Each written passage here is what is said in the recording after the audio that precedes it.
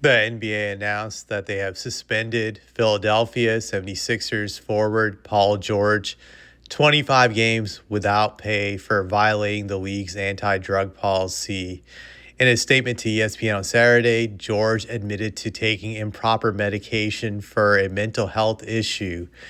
I'm going to read what Paul George said in his statement.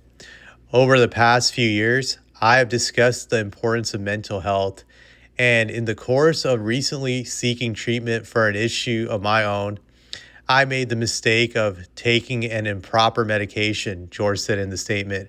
I take full responsibility for my actions and apologize to the Sixers organization, my teammates, and the Philly fans for my poor decision making during the process. George added, I am focused on using this time to make sure that my mind and body are in the best condition to help the team when I return. So, Paul George this season, I just want to bring up his stats, what he was averaging. He was averaging 16 points per game on 42% shooting from the field overall, 38 from three, and he was averaging like 5.1 rebounds a game, 3.7 assists, 1.5 steals. He wasn't really scoring efficiently this year, but he was having a decent season. Definitely not on the level of what he once was during his Indiana days and when he was in his prime, but he was a solid contributor to the Sixers so far during the season, and now they won't have him for 25 games. To me, this is very fishy. What's going on with this suspension with him regarding being suspended for substance abuse or violating the drug policy, but he's claiming he used the wrong drugs and it was just for his mental health. It was medication for whatever mental health issue he was having. But like Charles Barkley and Shaq mentioned on Inside the NBA, that this is just very strange. It doesn't make sense, and I agree with what Charles was saying, that how do you use an illegal substance for mental health issues? Like if you had some mental illness that you're using to treat, why would you be using an improper drug for that? That doesn't make any sense. And then Shaq added to it by saying that the NBA gives you a list of acceptable drugs that you can use for certain conditions. So for Paul George not to know which drugs to use for his alleged mental health condition, that to me is just very strange and off. I'm just not buying into it.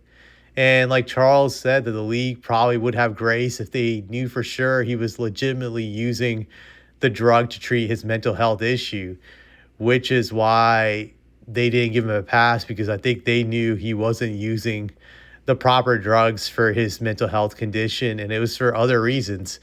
Those we don't know what is for, like what type of drug he used, whether it was a recreational drug or was it actual performance enhancement drug. That's what I would really wonder. But they're not revealing that.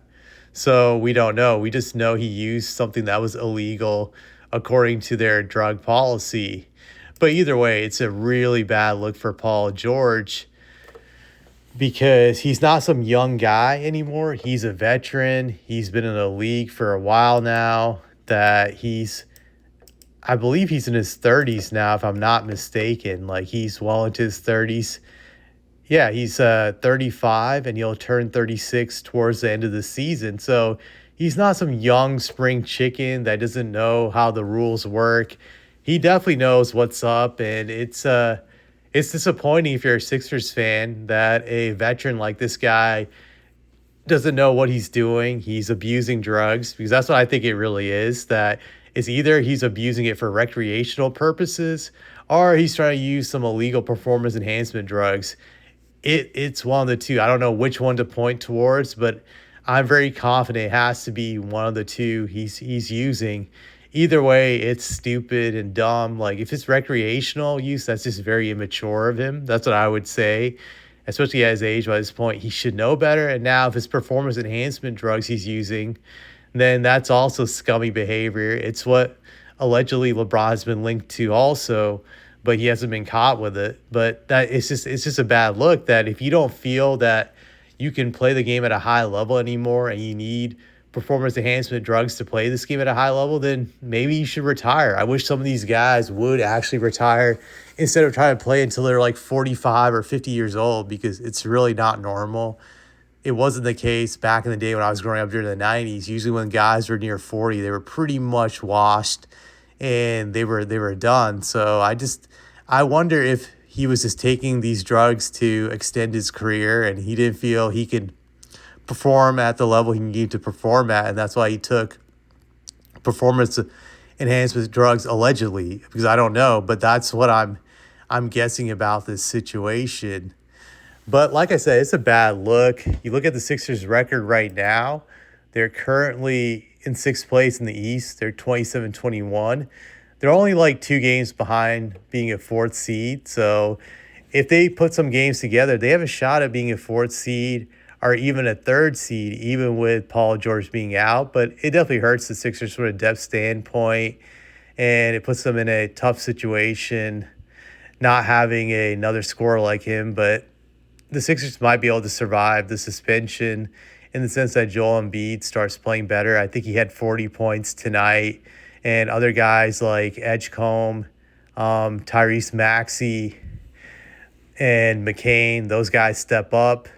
Then they can just salvage the loss of not having him for those 25 games. And it could be a blessing in disguise if he's rested very well for the 25 games. Then they could possibly be making some noise in the playoffs. But like I said, just a terrible look on Paul George. He looks immature in either scenario, if you used it for recreational use or if you used it for performance use.